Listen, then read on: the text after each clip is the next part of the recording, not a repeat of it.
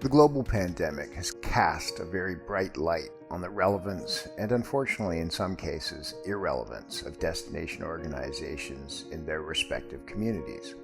So much of what we do as destination organizations is focused on people outside our communities. Thus, it is no surprise to find that the question of local relevance rears its head in difficult times. But let's be very careful here. While that explains a small portion of the local disconnect, it is hardly sufficient to explain the real issue. We are not very local. Our legacy value contributions are not well recognized or not significant. You choose. All that said, there are destinations around the world, in our backyards, that have been focusing on sustainable destination management and legacy value destination development for a decade, and in some cases for decades. This is the case in the Raystown Lake region of Pennsylvania. Matthew Price, Executive Director of the Huntingdon County Visitors Bureau, has been championing a progressive agenda of alignment and activation in Pennsylvania for more than a decade. He had this to share in the spring of 2021. The lesson of COVID has been that physical projects like trails and river access have made more of a difference in attracting new visitors than events have. Some of the greatest lessons we can learn about stakeholder engagement and civic alignment come from small or rural destinations where, quite frankly, there is no choice but to sew together the leviathan of assets and attributes that make up the mosaic that the visitor needs in order to make a buyer decision. The story of Raystown Lake, its U.S. Army Corps of Engineer origins, and the incredible work done to align stakeholders from across the spectrum, hotels, accommodations, trail building groups, city councils, state players, the International Mountain Biking Association, the State College, and the like, is a template for sustainable, community-based destination development. Raystown is an icon in the U.S. mountain biking world. For more than a decade, it hosted the high-profile Dirt Fest, an extension of mountain biking's most revered, but now sadly defunct magazine, Dirt Rag, one of my favorites. Personally, I have a soft spot for mountain biking, Raystown Lake, and the kind of destination development that Matthew Price has championed at the Huntingdon CVB. G'day, Matthew Price. How are you? Where are you? What's it like? I'm doing great. I am here in central Pennsylvania, south central Pennsylvania, outside of the borough of Huntingdon where I live. And I'm sitting on my deck at a beautiful sunny early fall day. Temperatures in the low 60s, so it's perfect. So when you said that in the spring, your investment in trails and waterways and outdoor has paid off in dividends. What did you mean specifically? So this actually started for me even before I was a destination marketing executive when I was a Main Street manager. We had a local group that, or actually a couple of teenagers, honestly, approached the borough council at the time about building a skate park in this little town called Phillipsburg where I worked. It's only about an hour from where I live now.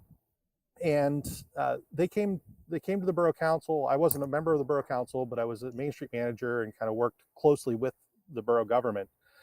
And they said, "Oh, the borough should build us a skate park. We've got a lot of kids that like to like to skateboard. And the borough should build us a skate park." And the borough council asked them some questions back, kind of put some things back on their plate, and then they adjourned the meeting and really didn't address it again for a few months. So these kids came to me as the Main Street manager. I worked for a nonprofit outside of the borough government, and they said, "Well, how can we get this done?" So I talked to them a little bit about. I said, "Well, if you look at other community facilities that the borough owns and how they're used by youth organizations in particular. So you've got a baseball field that's used by a Little League. You've got any number of, like a soccer field that's used by a local soccer league. These all have established leagues or organizations with parental involvement. So when you go to a borough council asking for a skateboard park, as a group of kids, not that they shouldn't take you seriously, but as a group of kids, then they are all grown adults, many of them from a couple generations removed from you. um, they see it from a different perspective, and they're Sure. looking at, their concern is if they build a facility for you, um, yes, it can be a beautiful facility, but it's going to require maintenance and upkeep, just as a baseball field does or a soccer field does. Um, but what's lacking in your request is that parental involvement. I said, so let's have a meeting with all of your friends that want this and their parents, and let's see if we can form some sort of organization to support building a skate park, so that you can go back to the borough council and say, look, we have all of these families that live here in the borough that want this skate park, and here's how they're going to support it and help maintain it and help promote it. So that's a very expository way of telling us about the investment. It wasn't just monetary. It goes way beyond that. Go ahead. It goes way beyond that. So fast forward to uh, about 5 or 6 years from then, when I was first starting as a DMO executive here in Huntingdon County. We had a similar project going on a much larger scale. We had the Algrippus Trails, which had not been named yet. We had this mountain bike trail system that was in construction back in 2008 when I started. And so we were working with the organization that was funding that and handling the funding, and we were working with the Army Corps of Engineers, who owned the land, and the Friends of Raystown Lake, which was sort of managing the whole process. And we started talking about, okay, we're getting this 32 miles of stacked loop trails. They're under construction now, and thankfully, the way you've structured this, there's been an army of volunteers out to help build it. There was a general contractor, but they weren't doing most of the work. They were directing traffic for the most part, and running machines. So we started talking about this, and one of the things that came out of this was, okay, the Corps of Engineers is okay with having trails, but they didn't want to be responsible for maintaining 32 miles of new trails. They already had about 50 miles of their own trails that they had to maintain. They didn't want to add another 32 miles to that network. So they said, okay, we'll do this as a lease project to the Friends of Raystown Lake, and the Friends of Raystown Lake has to agree to maintain it. Did the Friends of Raytown, did they even exist at that point in time? The Friends of Raystown Lake did exist. Okay. They had formed out of a group in the 80s that started an annual lake cleanup day. So, and over time, they actually incorporated as a 501c3 nonprofit, and they got into some other projects, including installing and maintaining navigation lights around the lake for boaters, doing some fish habitat improvements. But this was really their first foray into anything land-based around the lake. So the Army Corps of Engineers at Raystown Lake has an 8,300 acre lake, but they control about 21,000 acres of land around that lake. So the Friends of Raystown Lake, this was kind of their first foray into anything land-based. So they said, okay, we'll take on this responsibility, but they also knew that the Friends of Raystown Lake, which was consisting of a lot of folks that were concerned with boating and fishing, that in their current makeup at that time, weren't going to be the ones out picking up litter and brushing and blowing leaves off trails. Sure. So you're part of this group. Yep. So I am part of this group. I'm not on this board, but I'm a part of the group. A member of the Friends of Raystown Lake. So we started talking with them, and with all of this crew of volunteers, we found some local champions and said, we need a mountain bike club. And one of the things that we're going to do for this mountain bike club is we're going to give you the responsibility for maintaining these trails, but we're going to provide you with the equipment to do so. We're going to support you some financially. So we as a CVB, because we knew we wanted this destination trail system and we wanted it to be successful and sustainable, we have a gift shop. So we decided, after the Allegrippus Trails had a name, we decided that anything that we sell in our gift shop with the name Allegrippus Trails on it, we will pay what is in essence a royalty. It's a voluntary contribution, but it's in essence a royalty to both the Friends of Raystown Lake and to the Raystown Mountain Biking Association. Okay, so hang on. Small strategic investments Yep. that unlock bigger civic investments. That was Yes. 2008. That was 2008. So that's well ahead of the curve. Well ahead of the curve. Keep going. Yep. So 2009 is when the trails were finished construction, and we had a grand opening celebration that we worked with our regional tourism partners, and through the PR agency that we had contracted regionally, we brought in a lot of mountain biking media to that grand opening event. It was about 400 riders that weekend in May of 2009, and they had a great time. Dirt Rag, who you mentioned in your intro, their publisher, and several editors and staff were there to ride for the weekend and get to see the scene. They had done, back in the 90s, an event that they called Dirt Fest. They did it, like, I think 2 years, and just kind of shelved it. Didn't really proceed with it. So when Maurice was there, he was the publisher. When he was there at the Allegrippus Trails grand opening, he kind of looked around at the camping facilities that were right adjacent to the trails, and he said, we should bring Dirt Fest back. So the local mountain bike club, the local bike shop, Rothrock Outfitters, we as the Visitors Bureau, all started working together to make Maurice's comment, kind of offhand comment, come to fruition. Wow. And so in 2010, also in the month of May, not exactly the same weekend that we had done the grand opening, but in the month of May, we were able to bring Dirt Rag in as a sponsor for a locally grown mountain biking festival under the name Dirt Fest. So let me ask you this: when you committed to doing that, and you also committed to playing a sustaining role with the Raystown Lake organization, mountain biking organization. Yep. What chart of accounts did it come out of from the DMO? Was it even on the chart of accounts? So we're fortunate because we do have that gift shop element in our visitor center, that we're working with consigners. So we work with a lot of local artists and authors to carry their artwork and their books. So we already had that mechanism in place to sell first, pay later, Right. in essence.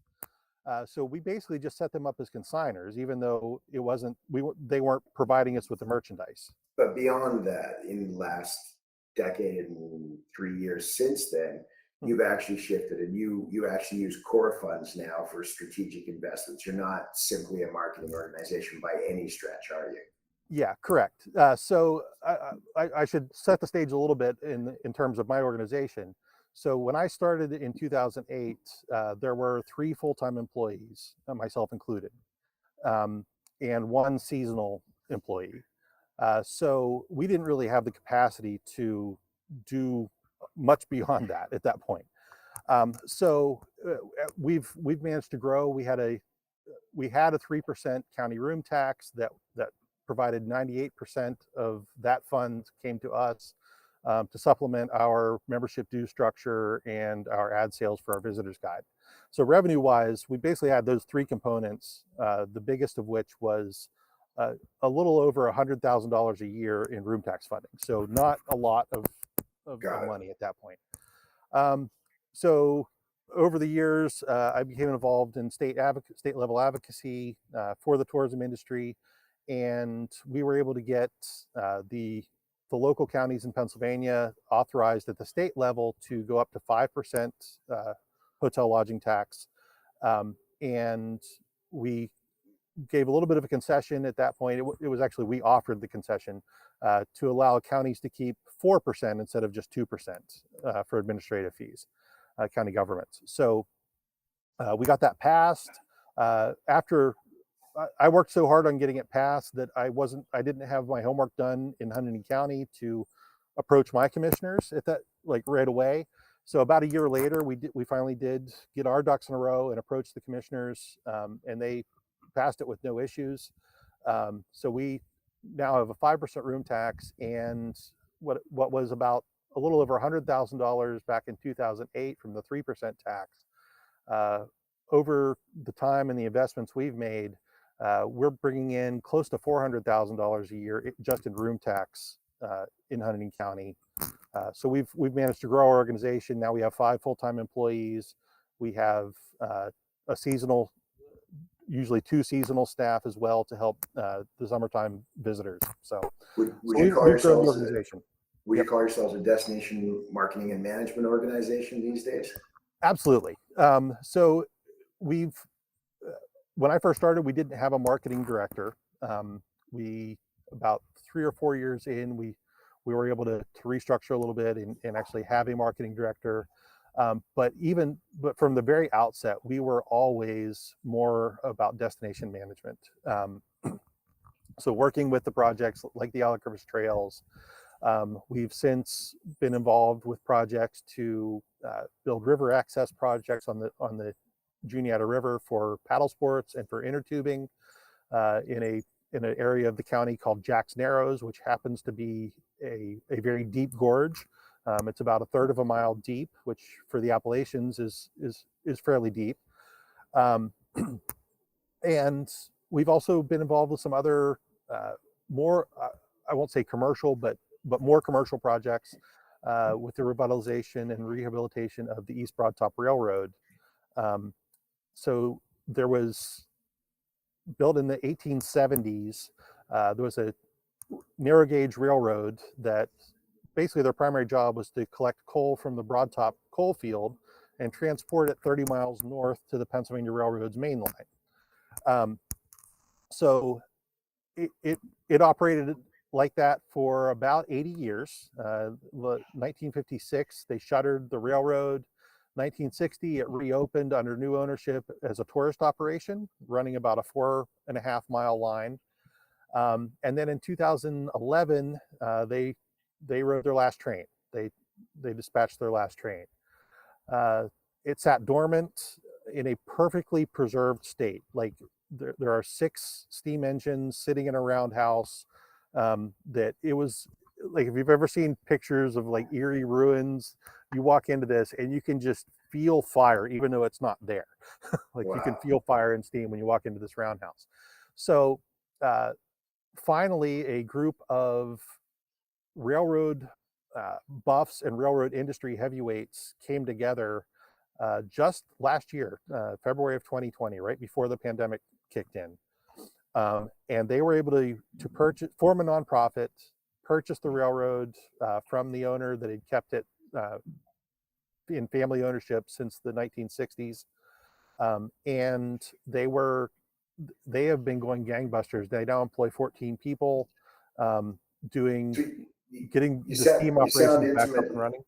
What's that? You sound intimate. You sound intimately engaged with them. Have you been engaged with them since the beginning in planning? We have, yes. So they had the kind of press announcement of the acquisition in February of last year. Um, and since that point, we've been very engaged with them in helping them find grants, which one of the benefits of of kind of taking over right before the pandemic is all of a sudden, within a few months, all of this federal stimulus money came out. And they had a great asset and were able to secure quite a bit of federal stimulus money to help rehabilitate this railroad and to employ people. It went from employing 0 people to having 14 employees within about 6 months, doing rehab Wow. on the rail line, on the roundhouse, all the shops and everything. Okay, Um, so this is going to be another one of these Raystown Lake and region success stories. So when yep, you and I met, I'd known Raystown Lake for probably 7 or 8 years and didn't know it was you. Had been there, loved the town, been to the bike shop you talked about, stayed yep, at the little hotel, drove through State College. That's the upside. When I talk about, if you build it and if you nurture it and if you work with stakeholders, eventually you make that asset highly shareable. And because you work with so many stakeholders and there are millions of digital touch points in the world, you make it highly shared. And that's how I come to know Raystown Lake. And then I talk to you and I find out the history and realize, part of the reason I'm so enthralled with it is the work that went into building it. A little bit invisible to me, but it reaches me sitting in my living room in Ontario. You never paid a penny to reach me. Somebody else told me about it. Yep. And that's that is a key, because all of the great trails we have in the area, we've got two long distance backpacking trails, the Standing Stone Trail and the Midstate Trail. They both have great volunteer organizations that maintain those trails. When the Algrippus Trails was being constructed, we formed this Raystown Mountain Biking Association to help own and maintain the trails, like own in a programmatic sense, as opposed to a property owner sense.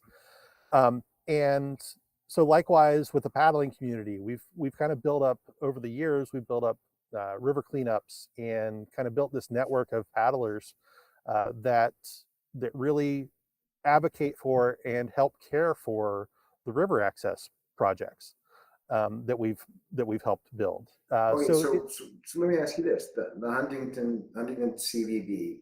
Mm-hmm. When people talk about it, what do they say? I mean, you're working on trains, you're working on trails. The story about the Juanita River, how you got access into the gorge for tubes, is a whole other great story that if we had time, we'll talk about it. What do people say? I mean, you serve about 6 or 7 different urban areas, small urban areas, but what is it? Is it Huntingdon CVB is the go-to group to do what? So we have kind of positioned ourselves in the community as a resource. So if someone has an idea that they want to start from the grassroots, they come to us and we will help them get that to a sustainable point, and a point where it can be built on the ground. So the Algrippus Trails is an example of that. There was a mountain bike skills park that was added to the Algrippus Trails a few years later that we kind of helped facilitate and promote. And we have always agreed when these projects are being built that we will absolutely be their promotional partner. We will. So you've been catalytic though. You beyond promotion. The promise of promotion comes later. It's the little things you've done along the way. And I want to ask you, tongue in cheek, there's a big smile on my face here. How's that working out for you? It's been working great. As I said, you look at the room tax we were generating back in 2008, and compared to where we are now, we've quadrupled it. And it hasn't been. I will say it hasn't been through the advertising we do. We do advertise, and our advertising is successful, but it's been more about this developing the destination and building the grassroots support locally to maintain those new developments. Isn't it surprising sometimes the realizations and the opportunities that you come upon when you're working in these groups? You told me a fantastic story a few days ago about Juanita River. So they call it the Juanita River? Juniata. Juniata Rivers. Boy, there's my Canadianism for the Juniata River. Yeah. And how it was a piece of sort of legislation, land use rules that were stopping it. Tell us that story. It's really amazing that you were able to bring that to the table. Go ahead. Sure. So in Pennsylvania, kind of one of the quirks of Pennsylvania law, the Pennsylvania Fishing Boat Commission is kind of in charge of all waterways, rivers, lakes, even if they're owned otherwise. The Pennsylvania Fishing Boat Commission has the law enforcement jurisdiction. And their funding all comes from fishing licenses and boating registrations. And tickets. Yep. So the nature of kind of their organization, it's a government organization, but the nature of their organization is that they're protecting the rights of those boaters and fishermen that pay into the system. And I say fishermen in the gender neutral sense. but they're relying on that revenue, and that's really they consider that their customer base. They don't see themselves as a public serving organization. They see themselves as a fishing and boating serving organization. So there's these great things that people love to use called inner tubes that they love to float on rivers, and but inner tubes don't come with a hull ID number that identify them as a boat. That every boat that's manufactured has a unique hull ID number stamped into it somewhere. So the Fish and Boat Commission considers these devices swim assist devices, which they are. Let's be realistic, they are. But because they're swim assist devices, they can't use state-owned access points to launch or retrieve them. Literally the ingress and egress points in the river. Ingress and egress That's the points. holdup. Got it. Correct. Got it. They're allowed to use the waterways. If you put on private land or a community-owned park or something, you're allowed to float on the waterway. If you risk your life and bush crash to the edge of the water and jump in your tube, that's okay. That's okay. You just can't use a state-owned access point, and that includes state parks, state forests, and the Fish and Boat Commission owned boat launches. So we had this problem where the most popular tubing route in the county starts on Army Corps of Engineers land below the Raystown Dam, but the best takeout point is a state-owned launch facility about 4 miles downstream. So we had this problem where users were enjoying a leisurely afternoon floating on the river, the tail race of the dam, and when they would get out, there would be a Fish and Boat Commission officer there to write a friendly ticket to them. Wow. and $50 to $90 later, depending on the fine, became an expensive float trip. So we've identified this as a problem, and we're still working on a solution for that particular route. But in the meantime, this opportunity came to build launch facilities at 2 community-owned parks downstream through the Jack Narrows Gorge. So one's in a little town called Mapleton Depot, which is a little railroad town, historic railroad town that is nestled right at the headwaters to Jack's Narrows, to this deep gorge. And then the other end is about 3.5 miles downstream at another little community called Mount Union. Both communities have parks that happen to be called Riverside Park. One is Riverside Memorial Park, the other one's Riverside Park. And through the Allegheny Ridge Corporation, which is a heritage area manager, they manage the water trail for the Juniata River. We were able to cobble together funding that included DCNR and the Chesapeake Bay Gateways Network. Wow. So the Juniata River flows into the Susquehanna, which flows into the Chesapeake Bay. So that's how that ties in. And so we cobbled together the funding to build additions to their parks that would include primitive campsites, as well as launching facilities for canoes, kayaks, and inner tubes. Wait a minute, that wrinkle is possible because they're not state facilities. Correct. Yeah, because they're community-owned parks, not state parks or state-owned facilities. We were able to. It makes inner tube launching and retrieving legal at those points. Okay, and sometimes in these projects, it's those little things that unstick things. I think I talked to you a little bit about my experience in river development here in Ontario, Canada, where it was Department of Fisheries and Oceans and Ministry of Natural Resources approvals, as well as prospective engineering plans that were holding up millions of dollars worth of development, and they were really easy to surmount. They just weren't in the wheelhouse of most municipalities to execute them. So you found yourself in some innovative roles as you played destination development and management team, haven't you? I have, and I should also kind of emphasize that the CVB has not been the kind of hub agency for these funding matrices that go into these projects. We've had partner agencies that will handle the funding matrix. So we help them with grant seeking, we help them with grant writing, and with letters of support for projects. but we you're have, helping make them successful. You're very much right, helping. Your right. facility, you're playing, as we like to say, as I always used to say to my board, we'll play a catalytic role with as little capital investment as possible, but we'll make things happen. That's correct. And in some cases, we have laid out cash to help to help these projects. And definitely, we've laid out our kind of staff time to help garner publicity for them, and to help build that And in some community sense, you support. talked about that earlier. That's the carrot that you go to the table with, which is they all expect you to be the promotion agency. And when you offer to do that, they're like, oh, good, because we need that. But you backfilled that so well. Did you ever think, in 2008 that you'd be talking in 2021? And I'm talking about sustainability here. I spent the last month deeply ensconced in Europe and Asia talking about sustainable tourism. You're a prime example of a truly sustainable organization. I do believe that Matthew Price believes his business model today is sustainable for the destination, isn't it? I absolutely believe that. I think we've proven that over the 12 years, 13 years, 13 and a half years that I've been here, that we've been able to grow the organization. We've been able to kind of keep that community support around us.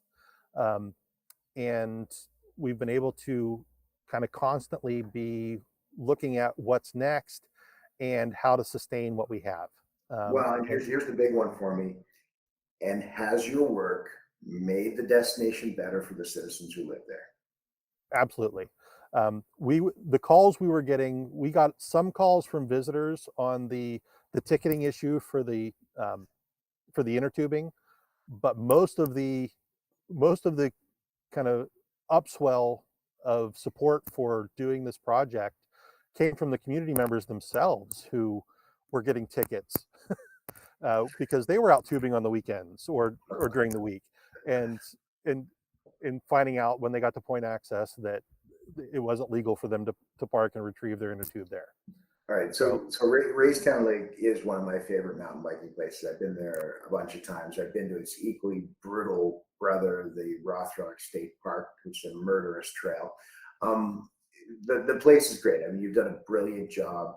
The sustainability of it is obvious when you see locals and visitors alike out there. So let's go back to that statement again. The lesson of COVID has been the physical projects like trails and river access have made more of a difference in attracting new visitors than events have, and they've served the local citizenry really well. And here's the caveat: in a way that the local citizenry is highly aware of the work that's gone into them, not just on the CVB's point, but on their own work, on the work of their partners in the hospitality industry, on the Army Corps of Engineers work. There's a high awareness of the work you've been doing for the last 10 years. Yep. The other thing, I guess, to finish out that statement that I made a few months ago, the converse of this is that early on, as I started here, I was spending a lot of time working with communities on planning festivals and things like that. And festivals are great. They serve a great purpose. But making a festival sustainable, especially a new festival, is a different kind of challenge than putting an asset on the ground, than building a trail, than building a boat launch, and making that sustainable, building kind of a support network around that. Events are extremely labor intensive, and there's nothing against them.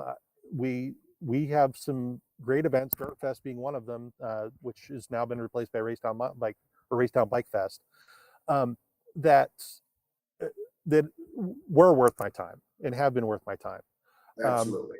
But as I've observed over time, the amount of effort it takes from us as a CVB and for me as a CVB director, to kind of build and grow and sustain an event, a festival type of public facing event. I'm not talking about meetings and conventions. This is like public facing festival type events. The amount of energy and thought and kind of time consumption of those types of events, I found that my time has been much better spent in developing these physical assets. in the community, developing trails, developing boat launches. We still offer, we still You've done a support. remarkable job. You've done a Yeah, remarkable job thank on you. that. But I will also add that you're focused on mountain biking, and that led to Dirt Fest. Dirt Fest came as its own event, and actually a bunch of other people stepped in and Yep. amplified that. It was, if I'm not mistaken, other than Sea Otter Classic, it was the biggest mountain bike, other biggest mountain bike festival in the States. I believe so, and it was not race based. So there may have been some bigger mountain bike races, Yeah. but it was truly festival. But I think your point's really well made. It's not turning our back on festivals and events, but the base things they're built around, the canyon that's accessible, the mountain bike trails that become center to it, those things need to be there as well. And if we don't do the foundation work, we never get to the festivals. Correct. Yeah, and the other thing I will say that it's a long-term approach. The Allercrips trails, I kind of stepped in as they were being constructed, but it was the planning for it and the idea for it was conceived 7 years before that. The thought process for the East Broadtop Railroads really was starting before they even closed to the public. So the fact that they're coming back now, that's probably 10 years or more in the making. The boat launch facilities in Jack's Narrows was probably about a 3 to 4 year project. These aren't overnight successes, and that's one of the things that a festival can be, that it can draw people in on a relatively quick basis. I mean, you can plan a decent festival in probably 4 months. It's better if you have a year, but you can turn them around relatively quickly. But keeping that going and establishing it as an annual event and keeping people interested in coming back, and making it unique from all of the other craft shows and street fairs that happen around the area, that's the difficult part of festivals. And like I said, I found my time better invested in those physical projects. So. Very good.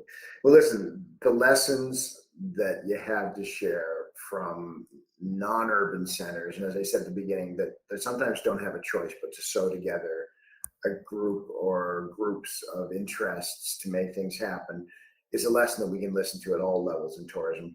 I love the work you're doing in Pennsylvania. Keep it up. It's always a great pleasure to talk to you. Thanks a ton for being here today. No problem. Thanks for having me, David.